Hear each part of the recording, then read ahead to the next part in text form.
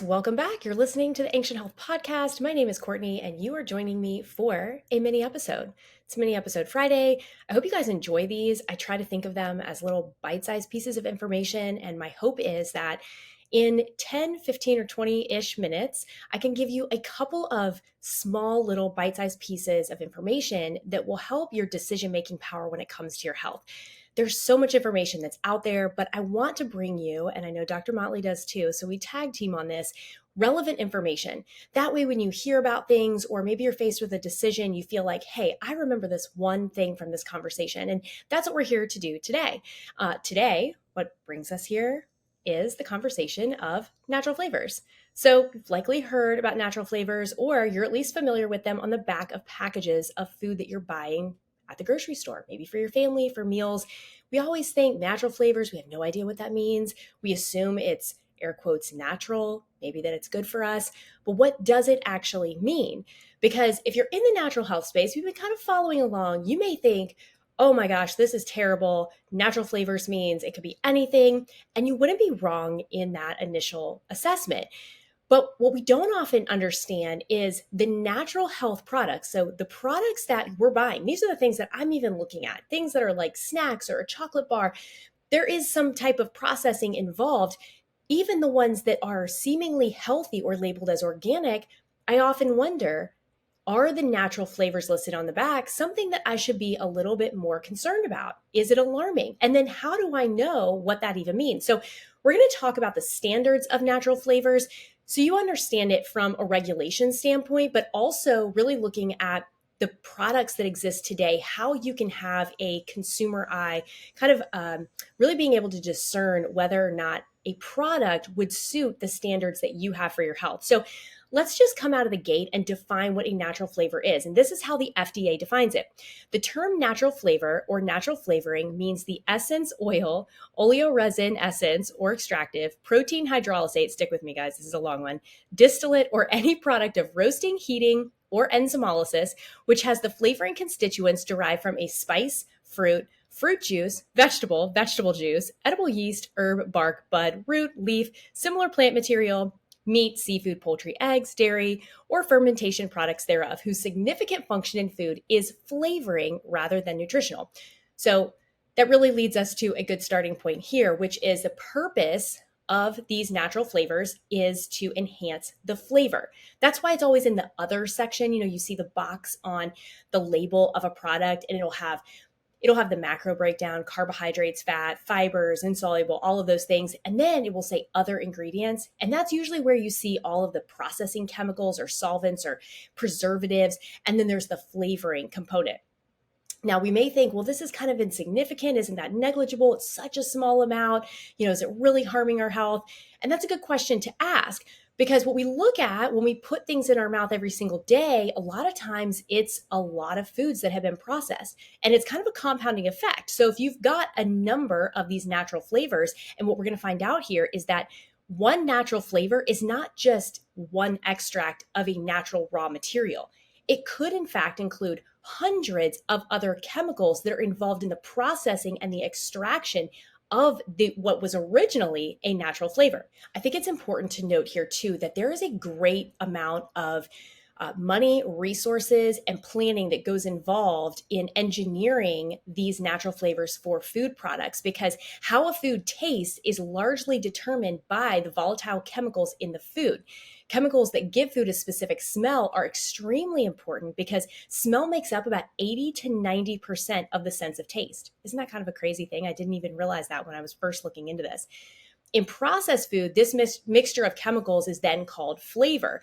The same mixture of chemicals would be called fragrance. Okay, so this is kind of like an analogy. It would be basically called fragrance if it were found in a cleaning product or something you were using as a personal product on your body. The difference between the two is very, very small. And the companies that produce these secret mixtures are actually they're very same. much the same. They're very, very similar. Isn't that kind of crazy?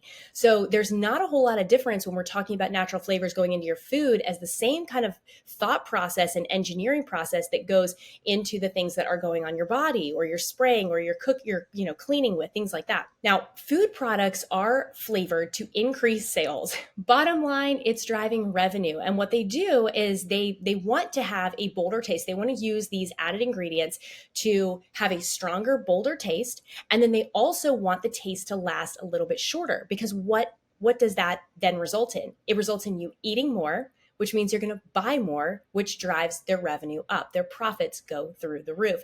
So they will spend these, big, large companies, mega food, will go out and hire teams of scientists to engineer these flavors to get you to consume more.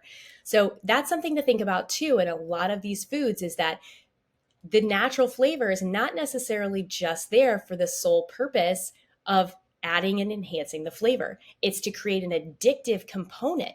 So the addiction is what's going to drive their business, your addiction to their food. So know that that is very much a fundamental part of the business element that a lot of us just think we don't actually understand, or we don't even think about. I'm not going to the grocery store thinking about everybody taking my money.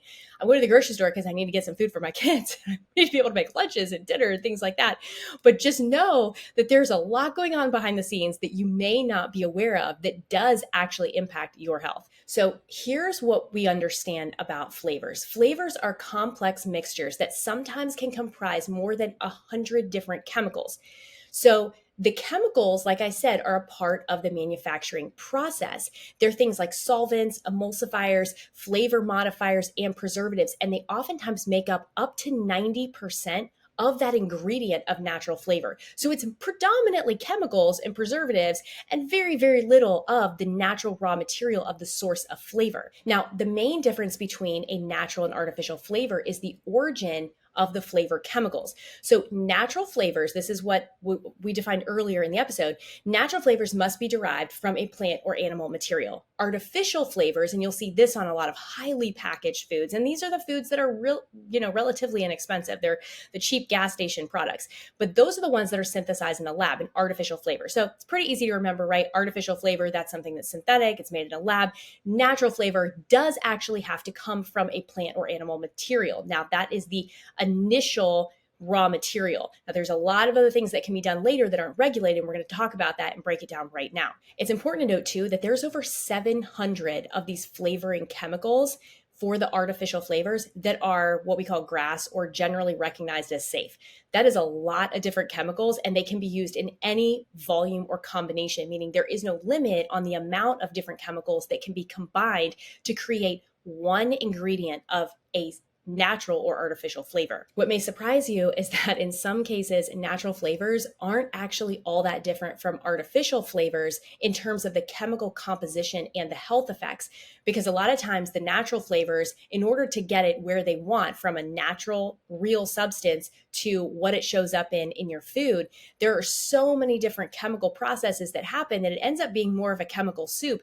It literally looks no different than the ones that they're just making in the lab, because they're oftentimes using all of the same chemical extraction processes. So at the end of the day, what started as something that was maybe natural, the end product looks a lot similar than the synthetic one. So if we're looking and comparing apples to apples, the outcome and the impact on your health might look a lot more similar than you would initially think. Now, here's, to me, this is really where things start to get interesting. Because as I said before, the FDA regulates that if it's a natural flavor, it has to be derived from a natural source. But food manufacturers are not required to disclose whether the additives come from natural or synthetic sources. As long as the original flavoring source comes from a plant or animal, it's classified as a natural flavor. So because the term natural has no definition, it's really not defined. It's not defined by the FDA or any other governing body. So anybody can slap natural. I mean, it could be like natural Oreos. Like, it could be anything. I mean, people will be probably like raising an eyebrow, like that can't be a real thing. But just know you can't really trust the label. And many of you are highly educated consumers, and so you already know this. But what that means is that flavors sourced from genetically modified crops can also be labeled as natural. So if you are concerned at all about genetically modified ingredients, know that it can be labeled as a natural flavor and be derived from GMO materials. That's crazy. I didn't even realize that. Now, if you're thinking like I am, you may be thinking, what about organic? What about organic foods? What does the FDA say about that in terms of regulation? So, organic foods also contain natural flavors. Many of you may know this if you've been shopping in the grocery store for any length of time. So, according to the USDA's organic labeling standards, food can be considered organic if at least 95% of the ingredients, this excludes salt and water, are organic. So, pretty much the natural flavors in food with an organic seal or an organic label may not have been sourced organically. And I would venture to bet that most of them haven't, because they can hit that 95% threshold because, right, these tiny little, extra flavor ingredients, they're not making up a huge portion of the food. They're not contributing to the nutritional load. They're just there in a very small amount to tweak the flavoring aspect of it. So an organic based company may say, hey, all of our ingredients are, super natural. And like we go through all of this extra work to source all of our ingredients, but then it may just say other ingredients, natural flavors. And none of us really know. This is where, as a very conscious consumer, I kind of start to get a little weary because there's so many of these natural health companies popping up. They're everywhere. I mean, I get bombarded on a regular basis. People were just wanting to send me product and be like, hey, I'm going to send you these protein bars. And I'm like, I start looking at them and I think, well, how many corners were really cut here? And I am all about supporting small businesses, local businesses, people that are really out there bootstrapping it, and they obviously are very educated and care that the products that they're buying and putting in their own bodies meet really high standards. But when you're talking about a business out there and you're trying to scale it, make a profit, sometimes you got to cut some corners. Like, you got to really make some things happen in order for that to be profitable. And I often wonder, what are they doing about natural flavors? Because you can source that all over the place, but a lot of times people don't really look to see where they're sourcing their ingredients. We've talked about this. Nikki Bostic, we had her on. She has something called the Fullest, a business called Fullest. They source saffron. We were talking about this with coconut milk powder. If you haven't listened to that episode, I'll link it in the show notes for you. But go back and listen to it. She was trying to source coconut powder and was finding that it was almost non-existent on the market to find coconut powder that didn't have other solvents and binders in it. And she was like, as a company, I'm trying to create a product and I need a really high quality coconut milk powder, but it doesn't exist. And I start looking around thinking, well, there's all these other companies that have coconut milk powder in them, like all the different, like the chai latte mixtures and, all of these different things, right? Like to make beverages. And I think they're all very much, in my opinion, like these are companies that like claim that they're the best of the best. Where are they sourcing their coconut milk powder from? Like, are they looking into this? Is it important to them? So it raises some questions there, but it's worth bringing up because organic food, a lot of times we just think, okay, checks the box, we can move on. And I want you to know that organic doesn't always protect you, just that label and that seal. Now, I do think it carries some weight, and I do think that it helps set some things apart and really hold some businesses to certain standards. But when it comes to natural flavoring, those natural flavors, I would be willing to bet 9 times out of 10 are not derived from natural sources or truly natural sources, and could in fact have chemical solvents and even be derivatives of GMO raw materials. Now, just as a little comparison, so in Europe, they have different standards. Now, we kind of know this just in general. America's like the Wild West. Like, you could sell anything on Amazon and you can, there's really no regulations on a whole lot. And if somebody comes to chase you down, then maybe you get in trouble. But by and large, for the most part, anything goes. In Europe, though, they require that natural flavors be manufactured by only traditional food preparation products, meaning that they actually regulate the processing. Our FDA regulates the raw materials, the starting point, but beyond that, they really don't care what happens when from raw material to what you're actually putting in your mouth. It starts and stops with the initial product. And there's a whole lot of things that go on in between that we are unaware of, why this is, why we're having this conversation. But in Europe, they have to have processes like, they can only have processes like heating, cooking, chopping, grinding, pressing, like physical separations or distillation. That all has to fall under certain regulations. It can't be anything that's like chemical. And then you can't start combining all these wild fermentations and chemicals and distillation, all of this. It has to be a natural based product. So if you're looking at products maybe that are sourced from Europe, that's also something that would probably, as a consumer, be helpful in knowing that there are different standards there than there are here. So, what are we to do about this? Because, EWG, this is the Environmental Working Group. If you're not familiar, definitely download their app because they evaluate over 80,000 foods on their website. They break down the nutrition, the ingredient list concerns, processing concerns, and then they give it kind of an overall score or value. So you kind of know, okay, this is something that's like a little more alarming, or hey, you know what, this checks all the boxes. I think I feel comfortable purchasing and using this product. But they said that that natural flavor, these other ingredients, are the fourth most common ingredient next to salt and water and sugar, which is the most common in their overall food score. So that's a lot. So I think it's something that we need to consider when we're shopping for food. But I think as long as you're educated on it, and it may mean that you have to do a little extra legwork, and that's okay. We're all listening to this podcast because we are trying to learn because we're doing the legwork. So you are actively doing that. Give yourself a little pat on the back because I sure am proud of you. So here's a couple steps. I was thinking, what do you do with this information? Because at the end of the day, we all need to be able to know how to put this and implement it into practice. One of the best tips may be to completely ignore claims on the front of packaging. So if are somewhat swayed by the natural, all natural, and like the cows grazing on the hill and the chickens that look so happy in the sunshine, disregard all of that. It is all just a bunch of marketing propaganda that wants you to, buy into this whole idea of what they're about. So just kind of disregard that. But do your research on ingredients. Now, what I mean by that is I'm actually partnered with a protein powder company that sells protein powder, and I really, really like them. And it's developed by a chiropractor and guy in functional medicine, and I really respect him. He's super educated. So that was kind of the first thing. I was like, okay, if this is something he developed, like I do trust his standards, but I also know that there are natural flavors on the ingredient label. And so I went to the company, and I actually first went to their website because I was like, I'm interested to see if they actually have this on like an FAQ page, which they did. They addressed it.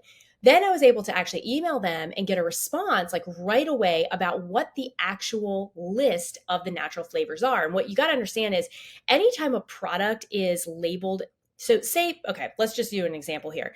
You say you've got a protein powder and it's strawberry flavored. Okay, they are likely, if there's any component of the strawberry that's extracted to put into this uh, uh, compound, so the protein powder itself, then it can't be listed as just strawberry powder, or like if it's not the whole strawberry, if it's not just that one raw element and there was any type of extraction or anything where they've actually broken down that product, it now has to be listed as a natural flavor. It cannot just be it's dehydrated strawberry powder. That's what it is. But because it's not in its whole form, it now has to be listed as a natural flavor. So these companies that do say has, a natural flavor, if you are following a big company, or I have people DM me a lot and they'll say, well, it says natural flavors in the back. What do you think about that? Until you understand really this regulation process where it's not really necessarily just, oh, this is a chemical soup, that's a big warning sign. It is in a lot of instances, but there are a lot of companies that are forced to label it that way because they had to take an extract of a plant. And because there was a process involved in that, and they're not just using the whole plant, it now technically on their label has to be listed as a natural flavor. So if you can contact that company and get an understanding of what it is that they're using for that natural flavor, a lot of times they'll say, hey, we used a dehydrated mango extract. And that's it, and or here's the process, or we used a derivative of, an oil or certain plant or herb or something like that. And here's the distillation process, and here's where we source it. If the company's willing to be transparent about that, I feel much, much better. Now I feel like, okay, they actually know what they're doing and they care. They're not just third party buying it from some vendor just so that they can get that one flavor. So now their product is complete. So that would be my challenge to you. It really don't hold a lot of the labeling on the front of the package with any high regard.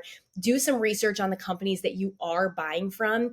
If they're not transparent, if they don't know, that to me is a little bit more alarming because I feel like, well, they obviously they're not doing their end of the deal in sourcing the best ingredients. And then the last little tidbit of advice would be just to stick to whole foods, because I think a lot of us are trying to, we're trying to live in an era of convenience and we're all so busy. But if you can stick to whole foods, you don't have to worry about natural flavors. You're just getting an apple that tastes like an apple because it is an apple. So those are my three little pieces of advice when it comes to implementing this information. Guys, I hope you're having a great week. I hope this conversation didn't bore you. I hope that maybe it just got you thinking about something a little different. And you know what? Maybe you could strike up some good dinner table conversation about it. Do a little natural flavor trivia. See if anybody knows any of these little facts. So I don't know. Does anybody else do these things? I wish I could say I did. Maybe I'm going to implement that though. I don't know why I just thought about that. But anyway, guys, I thank you so much for joining me. Until the next time, like, subscribe, share. Let me know what topics you want to hear about.